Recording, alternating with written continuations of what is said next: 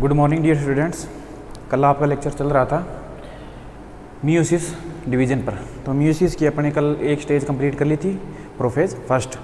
तो आज अपने नेक्स्ट स्टेज पर चर्चा करेंगे। तो इससे पहले थोड़ा सा रिवीजन कर लेते हैं। इसमें मियोसिस क्या होता है? अर्धसूत्री विभाजन होता है। आपको मालूम बताया था भाई सेल का इसमें न्यूक्लियस यानी कि केंद्र का 2 बार डिवीज़न होता है, मियोसिस फर्स्ट और मियोसिस सेकेंड। और गुणसूत्रों की संख्या क्या हो जाती है? जो अपनी पुत्र कोशिकाएँ बनती है उसमें क्या रह जाती है? आधी रह जाती है मातृ कोशिका की तुलना में। किस में पाया जाता है? ये रिप्रोडक्टिव सेल्स में पाया जाता है, जनन कोशिकाओं में पाया जाता है। आपको बताया था जो पुष्प में अपने जैसे पुंकेसर और जो स्त्री केसर होते हैं जिनमें गैमेट्स बनते हैं, तो उनमें मियोसिस का बहुत बड़ा रोल है। ये गुणसूत्रों की संख्या को हाफ कर देते हैं और वापस में जब फर्टिलाइजेशन होता है तो वापस रिस्टोर हो जाती है जो गुणसूत्रों की संख्या होती है। प्रोफेज की अपने इसमें प्रोफेज फर्स्ट में डिफरेंट स्टेज पढ़ी थी। तो ये जितनी भी कल आपको एक्टिविटीज़ बताई थी ये कौन सी स्टेज में पाई जाती है? प्रोफेज फर्स्ट में पाई जाती है। कई बार कैसे क्वेश्चन ऐसे भी पूछ लिया जाता है क्रॉसिंग ओवर कौन सी स्टेज में होता है, इसमें ऐसे दे दिया जाता है prophase first, metaphase first, telophase first. तो उसमें कहने का मतलब है प्रोफेज फर्स्ट की जो सब स्टेजेस हैं लेप्टोटीन, जाइगोटीन, पेकाइटीन, डिप्लोटीन और डाइकाइनेसिस, तो इनमें ये अलग अलग एक्टिविटीज़ होती है। जैसे प्रोफेज बिगिन होती है अपने इस लेप्टोटीन स्टेज से। तो लेप्टोटीन में क्या होता है? क्रोमोसोम पुष्पगुच्छ की तरह एक्यूर होते हैं, जिसे बुके स्टेज बोलते हैं अपने। और उसके बाद में आती है जाइगोटीन जिसमें सिनेप्सिस का मतलब है जो होमोलोगस क्रोमोसोम के बीच में जो पेयरिंग होती है उसे सिनेप्सिस बोलते हैं। और सिनेप्टोनिमल कॉम्प्लेक्स का निर्माण होता है और 0.3% जो डीएनए होता है उसका सिंथेसिस भी इसमें होता है। उसके बाद में आती है पेकाइटीन। उसमें क्या होता है? होमोलोगस क्रोमोसोम होते हैं उनमें क्रॉसिंग ओवर होता है। क्रॉसिंग ओवर का मतलब होता है जो होमोलोगस क्रोमोसोम की जो नॉन सिस्टर क्रोमेटिड्स होती है उनके बीच में जेनेटिक मटेरियल का आदान प्रदान होता है, शेयरिंग होती है। वो उसको प्रदान करती है, वो उसको प्रदान करती है। इस प्रकार इसमें क्या होता है? वेरिएबिलिटी का जनरेट होता है। उसके बाद में आती है डिप्लोटीन। डिप्लोटीन में क्याजमेटा आपको बताया था जब क्रॉसिंग ओवर होने के बाद में जब वो दोनों क्रोमोसोम होते हैं वो सेपरेट होते हैं तो जो रीजन होता है जहाँ से वो जुड़े होते हैं उसको अपने क्याजमेटा बोलते हैं। क्याजमेटा का टर्मिनलाइजेशन भी डिप्लोटीन में होता है, यानी कि क्याजमेटा होता है उसको धीरे धीरे वो खत्म होते हैं। डाइकाइनेसिस, इसके बाद में जो न्यूक्लियर मेम्ब्रेन वगैरह होती है वो डीजनरेट हो जाती है, बिल्कुल खत्म हो जाती है और क्रोमोसोम पूरी सेल्स में बिखर जाते हैं। तो ये थी अपने प्रोफेज फर्स्ट स्टेज। अब पढ़ेंगे अपने first metaphase. First metaphase stage में इसमें क्या होता है? जो अपनी जैसे ये सेल्स है, स्पिंडल फाइबर्स का निर्माण होता है।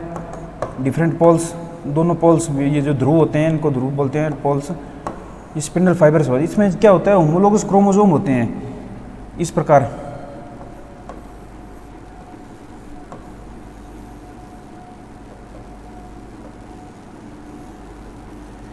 इस प्रकार ये क्या होते हैं? अरेंज होते हैं मेटाफेजिक प्लेट पर।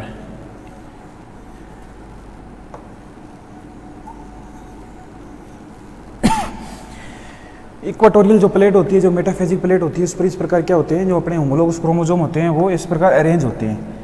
लेकिन जो अपने माइटोसिस पढ़ा था, माइटोसिस सेल डिवीजन में मेटाफेज में क्या होता है? जैसे ये सेल है तो उसमें ओनली जैसे ये सिंगल क्रोमोसोम है वो उस पर है मेटाफेजिक प्लेट पर ऐसे अरेंज होगा, इस प्रकार अरेंज होगा। इसमें क्या होमोलोगस क्रोमोसोम है, इन दोनों में क्रॉसिंग ओवर होता है, वो उसमें हुआ होता है।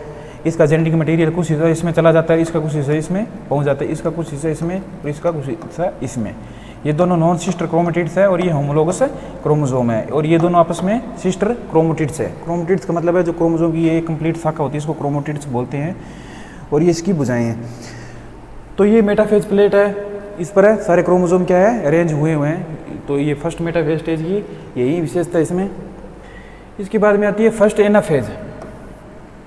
इसमें फर्स्ट एनाफेज में क्या होता है? जो होमोलोगस क्रोमोसोम होते हैं वो क्या करते हैं? विपरीत ध्रुव की तरफ है मूव करते हैं। आप इसको इस प्रकार देख सकते हैं।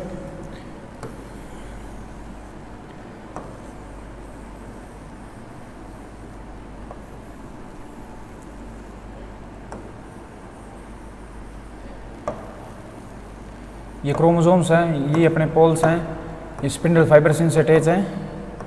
तो सेंट्रोमियर होता है जिस पर काइनेटोकोर नामक स्ट्रक्चर पाई जाती है, प्रोटीनस स्ट्रक्चर बोलते हैं, उससे ये सेंट्रोमियर अटैच होते हैं। सेंट्रोमियर है इनसे अटैच होते हैं। माइक्रो ट्यूबल्स से ये क्या बने होते हैं? Spindle fibre. माइक्रो ट्यूबल्स जो होती है कुल सेल्स में पाई जाती है उनसे इनका निर्माण होता है ट्यूबुलिन नामक प्रोटीन से। तो ये क्रोमोसोम क्या करते हैं, पोल की तरफ मूव करते हैं। एनाफेज स्टेज की यही विशेषता है, इसमें क्या होते हैं, क्रोमोसोम क्या करते हैं, सेपरेट होकर पोल्स की तरफ बढ़ते हैं। तो इसकी एक विशेषता है, इसमें ये आपको ध्यान रखना है, अभी इसमें सेंट्रोमियर का डिवीजन नहीं होता है। जो एनाफेज अपने माइटोटिक एनाफेज बढ़ी थी, समसूत्री विभाजन की जो एनाफेज स्टेज बढ़ी थी, उसमें क्या होता है, जैसे ये से ये क्रोमोसोम अपना, तो इसमें यहाँ से इसका सेंट्रोमियर का डिवीजन होकर एक क्रोमेटिड इधर पहुँचती है और एक क्रोमेटिड इधर पहुँचती है। इसमें सेंट्रोमियर का डिवीजन नहीं होता है, होमोलोगस क्रोमोसोम का सेपरेशन होता है और वो डिफरेंट पोल्स की तरफ मूव करते हैं। इसकी मेन डिफरेंस है जो यही है, भी इसमें सेंट्रोमियर का डिवीजन नहीं होता है, जबकि माइटोटिक एनाफेज होती है उसमें सेंट्रोमियर का डिवीजन होता है। इसमें देख लो, from each bivalent one chromosome move toward one pole and other toward other pole, मतलब एक पोल की तरफ जो क्रोमोसोम होता है होमोलोगस, वो एक पोल की तरफ पहुंचता है, दूसरा दूसरे पोल की तरफ पहुंचता है। In other words homologue chromosome move toward pole, opposite pole. तो होमोलोगस क्रोमोसोम का सेपरेशन इसमें होता है। Sister chromatids of each chromosome remain attached at the centromere, ये यहाँ पर ध्यान रखने वाली बात है। सिस्टर क्रोमेटिड्स जो होती है वो अटैच होती है सेंट्रोमियर से, जबकि माइटोटिक जो अपने समसूत्री विभाजन की एनाफेज है उसमें उससे अटैच नहीं होती, उसका सेंट्रोमियर का डिवीजन होकर सिस्टर क्रोमेटिड्स होती है, वो सेपरेट होकर अदर पोल्स की तरफ पहुंचती है। Homologous chromosome reach at the opposite pole at the end of इस दिस फेज, मतलब इस फेज के अंतिम में ये होमोलोगस क्रोमोसोम पोल की तरफ बिल्कुल पहुंच जाते हैं। इसके बाद में आती है first telophase, chromosome uncoil and relax and regrouping of chromosome. Chromosome uncoil होते हैं और जो उनके वापस वो संघन कंडेंस फॉर्म में पहुंचना स्टार्ट कर देते हैं। न्यूक्लियोल्स एंड न्यूक्लियर मेम्ब्रेन रीअपीयर, जो केंद्रिका होती है और जो केंद्रक की बाहर की मेम्ब्रेन होती है वो वापस दिखाई देना प्रारंभ हो जाती है। इसमें 2 haploid daughter nuclei are formed. 2 haploid मतलब जैसे अपने 2n ये सेल्स थी, जिसमें अपने 46 क्रोमोसोम अगर अपन ह्यूमन बीइंग के अकॉर्डिंग लेकर चलें, तो इसमें जो 2 म्यूसिस जो फर्स्ट है, ये जैसे यहाँ पर म्यूसिस फर्स्ट हुआ, तो इसमें 2 डॉटर न्यूक्ली बनेगी, यानी कि उसमें इसका हाफ क्रोमोसोम कॉम्प्लीमेंट होगा, इसलिए इनको हैप्लॉइड सेल्स बोलते हैं। इसमें 46 है तो इसमें 23 क्रोमोसोम इसमें पहुँचेंगे, 23 इसमें पहुँचेंगे, क्योंकि जो होमोलोगस क्रोमोसोम है उनका सेपरेशन हुआ है, इस वजह से इसमें 23 क्रोमोसोम पहुँचते हैं। अब यहाँ पर आप देख सकते हो प्रोफेज फर्स्ट में सब कुछ जितनी भी प्रोसेस थी, सिनेप्सिस हो गया, क्रॉसिंग ओवर हो गया, सिनेप्टोनिमल कॉम्प्लेक्स हो गया, कैजमेटा बनना हो गया, तो ये सारी प्रोसेस होने के बाद में मतलब ये जो स्टेज है इसके अंदर सारी जो भी अपने जेनेटिक वेरिएबिलिटी वगैरह जनरेट होना वो सारा इसी के अंदर होता है। उसके बाद में मेटाफेज पर ये सभी क्रोमोसोम अरेंज हो गए होमोलोगस। तो यहाँ पर ये जैसे डिफरेंट कलर आप देख रहे हो क्रोमोसोम्स, तो ये क्या इनका जेनेटिक मटेरियल क्या हुआ है, आदान प्रदान हुआ है, क्रॉसिंग ओवर हुआ है। एनाफेज के अंदर ये क्या हो रहा है, सेपरेट हो रहे हैं होमोलोगस क्रोमोसोम, और टीलोफेज के अंदर 2 डॉटर न्यूक्ली ये अंदर निर्माण हो गया है। उसके बाद में आता है साइटोकाइनेसिस, इसमें आपको बताया था कि जो अपना साइटोप्लाज्म होता है उसका यहाँ से डिवीजन होकर 2 सेल्स का निर्माण हो जाता है। तो इस प्रकार ये क्या हो गया, अपने म्यूसिस फर्स्ट डिवीजन है वो कंप्लीट हो जाता है। इसके बाद में कोशिका वापस इंटरफेज के अंदर पहुँचती है। तो जो इंटरफेज सेकेंड इंटरफेज आती है, इसके बाद में म्यूसिस फर्स्ट के बाद में आती है इंटरफेज वापस, इसके बाद में म्यूसिस है सेकेंड स्टार्ट होता है। इससे पहले भी इंटरफेज आती है, इंटरफेज ये फर्स्ट है, ये इंटरफेज सेकंड है। इसमें क्या होता है, सेकंड जो इंटरफेज होती है उसमें एस फेज होती है वो बिल्कुल नहीं पाई जाती है।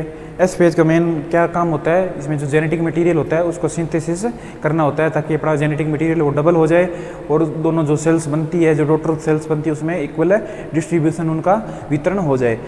तो अपने इंटरफेज इस स्टेज के अंदर अपना सारा जो जेनेटिक मटेरियल है वो अपना डबल हो चुका है, अपने को निर्माण हो चुका है। तो इस स्टेज में अपने को निर्माण की कोई जरूरत नहीं होती है, इसलिए इसमें एस फेज क्या होती है, अनुपस्थित होती है। तो ये थोड़ी इंपॉर्टेंट बात है। म्यूसिस फर्स्ट के बाद इंटरफेज में एस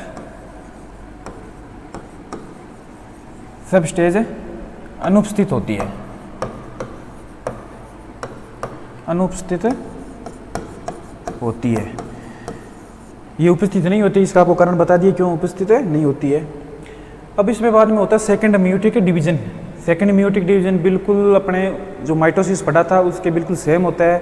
इसमें क्रोमोसेंट्रोमियर का भी डिवीजन होगा एनाफेज के अंदर, जो सिस्टर क्रोमेटिड है उनका भी सेपरेशन होगा, वो भी डिफरेंट पोल की तरफ पहुँच कर ये कंप्लीट क्रोमोसोम का निर्माण है इसमें करती है।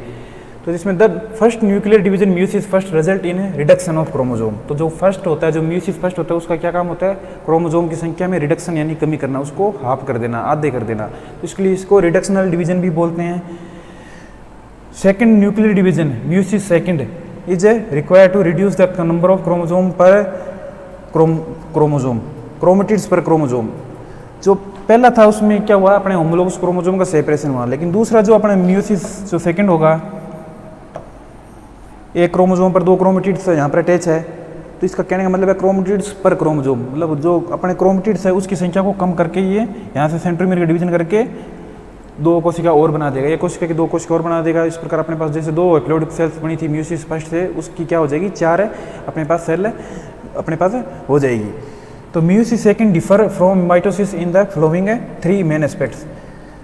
जो म्यूसिस सेकंड है वो बिल्कुल माइटोसिस की तरह ही होता है, लेकिन कुछ अंतर होता है, वो अपने यहाँ पर देख लेते हैं क्या अंतर है। The interphase period to meiosis second is very short, it does not have S period. जो इंटरफेज होती है म्यूसिस फर्स्ट से सेकंड से, उसमें एस फेज नहीं होती है, जबकि माइटोसिस से पहले जो इंटरफेज होती है उसमें एस फेज पाई जाती है। The 2 chromatids in each chromosome are not sister throughout. In other word some chromatids have alternate segment of a non sister chromatid due to recombination. अब यहाँ पर थोड़ा देखने वाली बात ये है, ये अपने जब क्रॉसिंग ओवर होता है,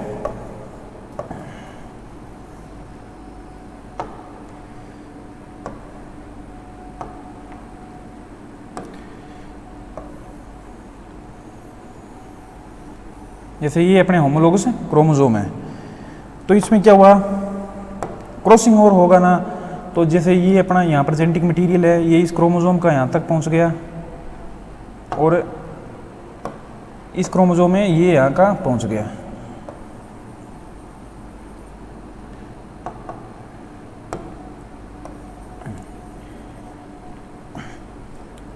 तो ये क्रॉसिंग ओवर होने की वजह से इसका जेनेटिक मटेरियल इसमें आ गया कुछ और इसका इसमें कुछ पहुंच गया, तो इसलिए अपने कह सकते हैं भी आपस में बिल्कुल है, जो ये दोनों सिस्टर क्रोमेटिड्स है बिल्कुल इक्वल है, एक जैसी नहीं होती, इसमें कुछ डिफरेंस होता है। इस और इस सिस्टर क्रोमेटिड में थोड़ा जेनेटिक मटेरियल में क्या पाया जाता है, अंतर पाया जाता है, लेकिन माइटोसिस होता है उसमें ऐसा कुछ नहीं होता है, बिल्कुल हूबहू एकदम एक दूसरे की कॉपी होती है।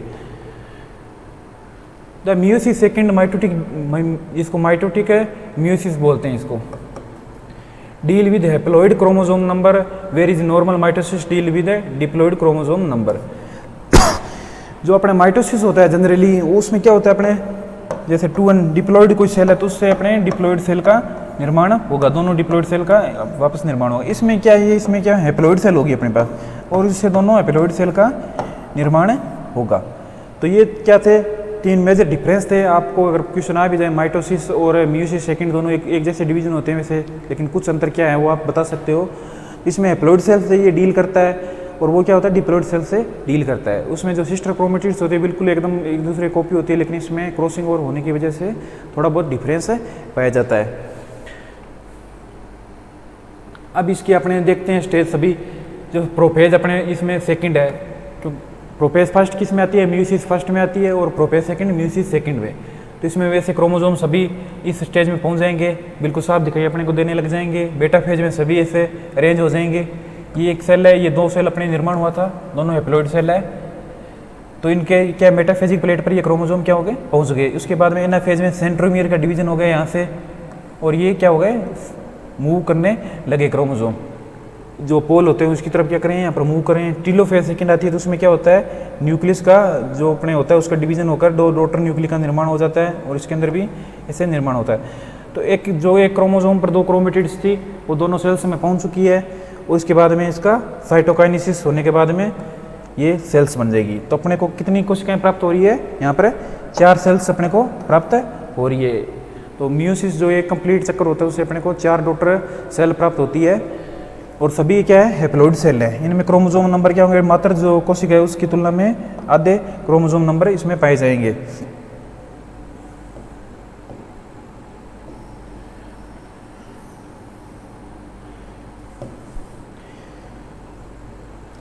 अब देखते हैं सिग्निफिकेंस ऑफ म्यूसिस। म्यूसिस का क्या महत्व है, जो अपने लिविंग बीइंग है, जो जीवित प्राणी उनमें म्यूसिस का क्या रोल है, वो अपने आप इसमें डिस्कस करते हैं। Meiosis play a very important role in biological population in various way. जो बायोलॉजिकल जो पॉपुलेशन है जो इस धरती पर पाई जाती है उसमें म्यूसिस का बहुत बड़ा योगदान है। किस प्रकार है? It help in maintaining the chromosome number constant in a species. इसको आप यहाँ पर समझना, जो क्रोमोसोम नंबर होते हैं, जो क्रोमोसोम नंबर होते हैं उसको क्या करते हैं, ये कांस्टेंट यानी कि स्थिर बनाए रखते हैं एक जनरेशन से। ये जैसे एक जनरेशन है, दूसरी जनरेशन के अंदर पहुंचने, यानी एक पीढ़ी से दूसरी पीढ़ी में क्रोमोसोम की संख्या उसको स्थिर बनाए रखते हैं। अब जैसे म्यूसिस अगर डिवीजन नहीं होगा तो जैसे मेल गैमेट बनेगा जिसमें 46 गुणसूत्र होंगे, उधर फीमेल गैमेट है इसके अंदर भी 46 होंगे, और इनका फर्टिलाइजेशन होगा तो ये कितने पर पहुंच जाएगा, 96 क्रोमोसोम। तो ये क्या हो गए, काफ़ी ज़्यादा इससे डबल हो गए। इस प्रकार इनकी जो संख्या होती है उसको बनाए रखने के लिए इसका म्यूसिस डिवीजन होगा, तो जो गैमेट बनेगा उसमें 23 ही पहुंचेंगे और इधर फीमेल गैमेट में भी 23 पहुंचेंगे, और दोनों का फर्टिलाइजेशन होने के बाद में वापस 46 जो क्रोमोसोम है वो वापस रिस्टोर हो जाएंगे। तो क्या इसका मेन रोल है, क्रोमोसोम की संख्या होती है उसको क्या बनाए रखता है, ये स्थिर बनाए रखता है पीढ़ी दर पीढ़ी। Meiosis result in production of gametes with haploid chromosome. Haploid का मतलब है जो क्रोमोसोम की संख्या होती है उसमें कॉम्प्लीमेंट हाफ होता है, जैसे 46 है तो उसका 23 है सेल्स में पहुंचेगा, उसको हैप्लॉइड सेल है अपने बोलेंगे।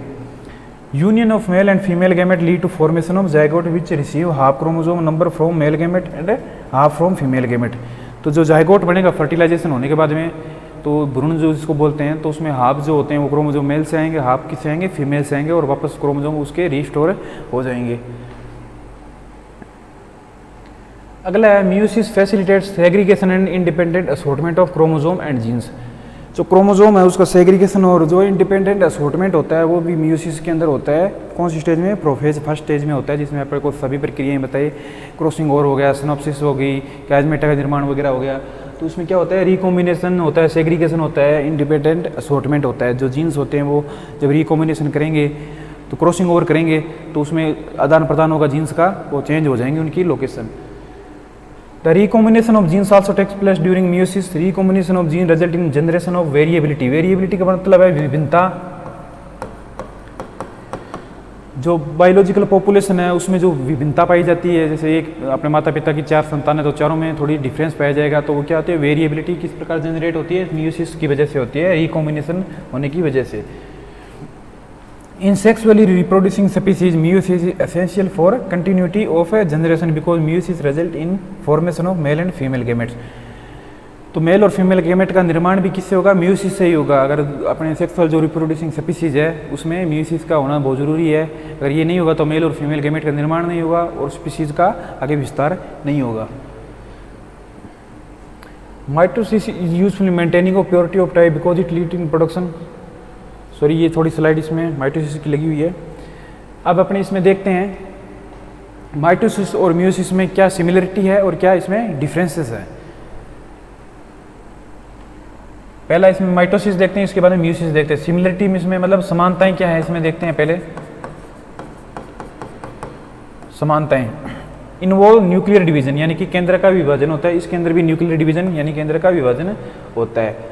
इन्वॉल्व स्पिंडल अपरेट्स, जो स्पिंडल फाइबर्स होते हैं जिनसे सेंट्रोमियर क्रोमोसोम का अटैच होता है, जो मेटाफेज के अंदर उसका निर्माण होता है वो भी इसमें निर्माण होता है और इसके अंदर भी स्पिंडल फाइबर्स का निर्माण होता है। ये भी जेनेटिकली कंट्रोल्ड अनुवांशिक रूप से कंट्रोल्ड प्रोसेस है। ये भी अनुवांशिक रूप से कंट्रोल यानी कि इसको नियंत्रण अनुवांशिक रूप से नियंत्रित प्रोसेस है ये। It has various successive phases, इसके भी बहुत सारे आगे स्टेजेस हैं और इसकी भी बहुत सारी स्टेजेस पाई जाती है। इनमें सिमिलरिटी है, दोनों में समानताएं हैं। अब अपने इसमें देखते हैं डिसिमिलरिटीज़ क्या हैं, इसमें असमानताएं क्या हैं। इसमें क्या होता है, 1 न्यूक्लियर डिवीजन यानी कि एक ही बार इसमें केंद्र का डिवीजन होगा, लेकिन इसमें क्या होगा 2 न्यूक्लियर डिवीजन, इसलिए 4 कोशिकाओं का निर्माण होता है। इसमें क्या होता है, सिर्फ 2 कोशिकाओं का निर्माण होता है। पहला डिफरेंस ये हो गया, 1 cell cycle result in production of 2 daughter cells. इसमें 2 डॉटर सेल्स का निर्माण होगा एक से, और इसमें एक से कितनी सेल्स का निर्माण होगा, 4 सेल्स का निर्माण होगा। The chromosome number of daughter cells in the same as that of mother cell. Mother cells की तरह ही इसमें क्रोमोसोम नंबर भी क्या होते हैं, सेम होते हैं, लेकिन इसमें क्या होंगे, मदर सेल की तुलना में आधे क्रोमोसोम होंगे, half. Daughter cells are identical with mother cell in structure and chromosome composition. बनावट और जो क्रोमोसोम उनका कंपोजिशन है, जो उसकी क्रोमोसोम की कंपोजिशन है जेनेटिक मटेरियल का, उसमें भी माइटोसिस के अंदर क्या होता है, जो डॉटर सेल होती है वो मातृ कोशिका के बिल्कुल समान होती है। लेकिन इसके अंदर मियोसिस के अंदर जो डॉटर सेल होती है वो क्रोमोसोम कंपोजिशन होता है उसमें बिल्कुल समान नहीं होती है, उसमें डिफरेंस पाया जाता है मदर सेल की तुलना में। माइटोसिस ओकर्स इन सोमेटिक टिश्यू, जो अपने सोमेटिक टिश्यू है, रिप्रोडक्टिव सेल्स को छोड़कर जो भी सेल्स पाई जाती है उनको सोमेटिक सेल्स बोलते हैं। तो सोमेटिक टिश्यू में माइटोसिस पाया जाता है, जबकि रिप्रोडक्टिव जो जनन ऊतक होते हैं उनमें क्या पाया जाता है, मियोसिस पाया जाता है। Total DNA of nucleus replicate during S phase. Mitosis के अंदर जो टोटल डीएनए का रेप्लिकेशन होता है वो सारा एस फेज के अंदर ही होता है, इंटरफेज की, जबकि इसमें 99.7% डीएनए रेप्लिकेट होता है एस फेज में। जो रिमेनिंग 0.3% डीएनए है वो किसके अंदर होता है, प्रोफेज फर्स्ट की जाइगोटीन सब स्टेज के अंदर। ये एक मेजर इंपॉर्टेंस है अपना है, इसमें अंतर है, ये ध्यान रखने वाला है। There is no pairing between homologous chromosome. Mitosis के अंदर कोई भी पेयरिंग वगैरह नहीं पाई जाती है, जो अपने प्रोफेज फर्स्ट स्टेज के अंदर पेयरिंग जो मियोसिस में पाई गई वैसी इसमें नहीं पाई जाती है। जबकि इसमें होमोलोगस क्रोमोसोम पेयरिंग करते हैं कौन सी स्टेज के दौरान, एकाइटिन स्टेज के दौरान। Segregation and recombination does not acquire. इसमें सेग्रीगेशन और रिकॉम्बिनेशन पाया जाता है, क्रॉसिंग ओवर होने की वजह से सेग्रीगेशन और रिकॉम्बिनेशन इसमें पाया जाएगा। तो इसमें ये क्या थे, मेजर है डिफरेंस थे। अब आगे देखते हैं माइटोसिस ओकर्स इन सोमेटिक टिश्यू। अब ये इसमें एक और मेजर डिफरेंस है, जो माइटोटिक की प्रोफेज होती है स्टेज,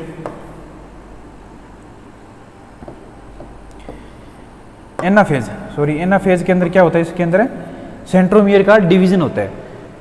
माइटोसिस में एनाफेज में सेंट्रोमियर का डिवीजन होता है, लेकिन मियोसिस की जो एनाफेज फर्स्ट होती है उसमें सेंट्रोमियर का डिवीजन नहीं होता है, बल्कि किस में होता है, एनाफेज है सेकंड के अंदर सेंट्रोमियर का डिवीजन होता है। तो ये भी एक इंपॉर्टेंट आपका डिफरेंस है इसमें ध्यान रखने वाला। तो आज अपने ये जो मियोसिस सेल डिवीजन था ये बिल्कुल कंप्लीट हो चुका है। मियोसिस और माइटोसिस दोनों सेल डिवीजन अपने कंप्लीट कर लिए हैं, तो इसको थोड़ा ढंग से अपने कवर कर लेना। इसके अंदर आपको कंप्लीट समझा दिया है कि अगर कुछ वगैरह नोट्स हिंदी में तैयार करना हो तो आप एक एक पॉइंट को हिंदी में लिख के आप अपने नोट्स बना लेना। Thank you students.